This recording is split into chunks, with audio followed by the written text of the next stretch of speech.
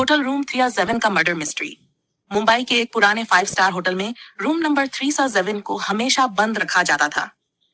Hotel के नए कर्मचारियों को उस कमरे के बारे में ज्यादा कुछ नहीं बताया जाता, बस इतना कहा जाता था कि रात के बाद उस फ्लोर पर अकेले मत जाना। करीब 10 साल पहले उसी कमरे में एक मशहूर फिल्म प्रोड्यूसर विक्रम सहगल मृत पाए गए थे। पुलिस ने केस को सुसाइड बताया, लेकिन होटल के कुछ कर्मचारियों का कहना था कि उस रात कमरे से किसी के लड़ने और चीखने की आवाजें आ रही थीं। फिर अचानक सब शांत हो गया। उस घटना के बाद से रूम 307 हमेशा के लिए बंद कर दिया गया। लेकिन एक रात यूट्यूबर कबीर ने उस होटल की सच्चाई जानने का फैसला किया। वो अपने कैमरा और माइक के साथ होटल पहुंचा। पहले तो होटल मैनेजर ने उसे मना किया, लेकिन काफी रिक्वेस्ट के बाद उसे सिर्फ एक रात के लिए रूम 307 में रुकने की इजाजत मिल गई। रात के करीब 11 बजे कबीर कमरे में पहुंचा। कमरा बाकी कमरों से बिल्कुल अलग लग रहा था। दीवारों का पेंट उखड़ा हुआ था, हवा में अजीब सी बदबू थी और कमरे का आईना थोड़ा टूटा हुआ था। कबीर ने कैमरा ऑन किया और वीडियो रिकॉर्ड करना शुरू किया। शुरुआत में सब सामान्य था, लेकिन रात की 10 बजते ही कमरे की लाइट अपने आप बंद हो गई। कबीर घबरा गया। उसने मोबाइल की फ्लैशलाइट ऑन की। तभी बाथरूम से पानी गिरने की आवाज आने लगी। टप टप। कबीर धीरे धीरे बाथरूम की तरफ बढ़ा। दरवाजा आधा खुला हुआ था।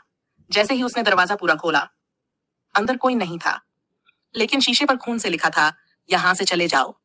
कबीर के हाथ कांपने लगे। अचानक पीछे से किसी आदमी के भारी सांस लेने की आवाज आई। वो तेजी से पीछे मुड़ा, लेकिन वहां कोई नहीं था। तभी कमरे का टीवी अपने आप ऑन हो गया। स्क्रीन पर सिर्फ एक आदमी दिखाई दे रहा था, विक्रम सहगल, लेकिन उसका चेहरा बुरी तरह खून से भरा हुआ था और वो लगातार कैमरे की तरफ देख रहा था। फिर अचानक टीवी से आवाज आई, तुमने दरवाजा क्यों खोला? कबीर डर के मारे पीछे हट गया। अचानक कमरे का दरवाजा अपने आप बंद हो गया। कमरे की सारी लाइट्स तेजी से ब्लिंक करने लगीं। आईने में कबीर को अपने पीछे किसी की परछाई दिखाई दी। धीरे धीरे वो परछाई उसके करीब आने लगी। कबीर चीख पड़ा और दरवाजा खोलने की कोशिश करने लगा, लेकिन दरवाजा नहीं खुला। तभी कमरे के कोने से किसी के हंसने की आवाज आने लगी।